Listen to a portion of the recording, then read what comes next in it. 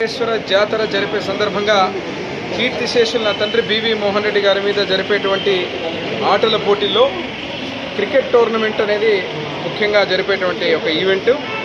ఈసారి కూడా దాని యొక్క స్టాండర్డ్స్ పెంచుతూ ఏదైతే ప్రైజ్ మనీ మామూలుగా 1,00,000 చిల్లర ఇచ్చేవాళ్ళం, ఈసారి 2 లక్షలు విజేతలకు 2,10,000, ఏదైతే రన్నర్స్ అప్ కూడా ₹1,00,000 1,10,000 పెట్టడం జరుగుతూ ఉంది.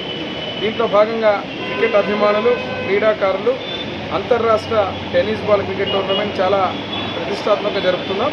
దీంట్లో ప్రతి ఒక్కరు కూడా పాల్గొని ఈ యొక్క క్రికెట్ టోర్నమెంట్ విజయవంతం చేయాలని చెప్పి ఆశిస్తూ మరొక్కసారి అడ్వాన్స్ నీలకంఠేశ్వర స్వామి జాతర శుభాకాంక్షలు మా ఎమ్మెల్యేలు నియోజకవర్గ ప్రజలకు తెలియజేస్తూ సెలవు.